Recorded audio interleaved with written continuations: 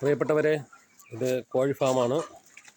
കോഴി ഫാമിൽ നിന്ന് നമുക്ക് കേൾക്കുമ്പോൾ കേരളത്തിലെ പ്രതിപക്ഷ നേതാവ് പറഞ്ഞ ആ കോഴി ഫാമിനെ കുറിച്ചായിരിക്കും നിങ്ങളുടെ എല്ലാവരുടെയും മനസ്സുകളിൽ വരുന്നത്. ഇത് ഒറിജിനൽ കോഴി ഫാമാണ്.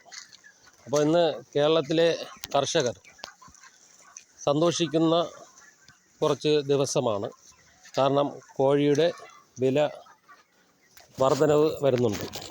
പക്ഷേ ഇങ്ങനെ വർദ്ധിക്കുന്ന സമയങ്ങളിൽ തന്നെ കർഷകന് അമിതമായി സന്തോഷിക്കാൻ പറ്റാത്ത ഒരു അവസ്ഥയാണ്.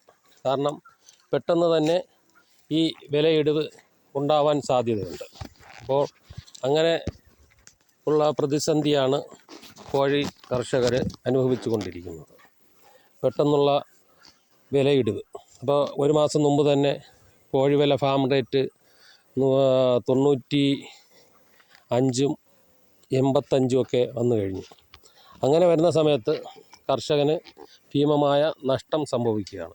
അപ്പോൾ ഇതിനൊക്കെ ഇവിടുത്തെ ഗവൺമെൻറ് അടിസ്ഥാനപരമായിട്ട് നമുക്ക് വില നിശ്ചയിച്ച് ചെയ്തു കഴിഞ്ഞാൽ കർഷകനെ സഹായിക്കാൻ പറ്റും. അപ്പോൾ ഇപ്പോഴത്തെ വില എന്ന് പറയുന്നതും ഫാം റേറ്റ് 129 വന്നിരിക്കുന്നത്. അപ്പോൾ കടകളിലൊക്കെ റേറ്റ് 159 അസോസിയേഷൻ വിൽക്കാൻ പറഞ്ഞിരിക്കുന്ന വില.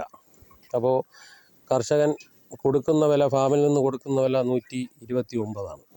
അപ്പോൾ ആ ഒരു തുകയാണ് കിട്ടുന്നത്. ഒരു ഉൽപ്പാദന ചിലവ്, ഒരു കോഴിയെ ഉൽപ്പാദിപ്പിക്കാൻ, അത് 1 കിലോ ഉൽപ്പാദന ചിലവ് എന്ന് പറയുന്നത് ഒരു 80-നും 90-നും ഇടയ്ക്ക് ചിലവ് വരുന്ന ഒരു സംഗതിയാണ്. അപ്പോൾ ഇത് കർഷകന് കിട്ടിയില്ല എന്നുണ്ടെങ്കിൽ ഭീമമായ നഷ്ടം കർഷകനുണ്ടാവും. ഇപ്പോൾ ഈ കിട്ടുന്ന ലാഭം ഇതിൽ കൂടി അങ്ങ് പോവുകയാണ്. അടുത്ത സമയത്ത് വില ഇടിഞ്ഞു കഴിഞ്ഞാൽ അത് ഭയങ്കരമായ ഒരു നഷ്ടം സംഭവിക്കും കർഷകന്. അപ്പോൾ ഇപ്പോഴത്തെ സാഹചര്യത്തിൽ തമിഴ്നാട്ടിൽ കോഴി ഉൽപ്പാദനം കുറഞ്ഞതാണ്.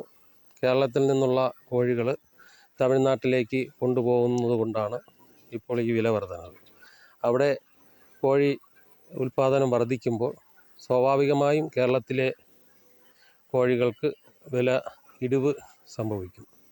നമ്മളെ കേരളത്തിൽ ഉൽപ്പാദിപ്പിക്കുന്ന കോഴികൾ കേരളത്തിൽ തന്നെ വിപണി കണ്ടെത്തിക്കൊണ്ട് തമിഴ്നാട് ലോബിയെ മാറ്റി നിർത്തിക്കൊണ്ട് കേരള കർഷകന് അർഹമായ പ്രതിഫലം കിട്ടാൻ ഇവിടുത്തെ ഗവൺമെൻറ് ശ്രമിക്കണമെന്നാണ് എനിക്ക് പറയാനുള്ളത്. ഒരു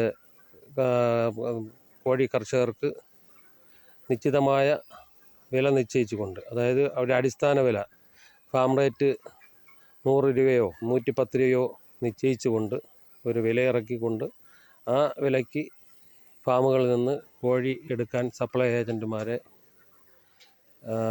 നിയമിക്കുകയും നിയന്ത്രിക്കുകയും ചെയ്യണമെന്ന് ഗവൺമെൻറ്റിനോട് ആവശ്യപ്പെടുകയാണ്.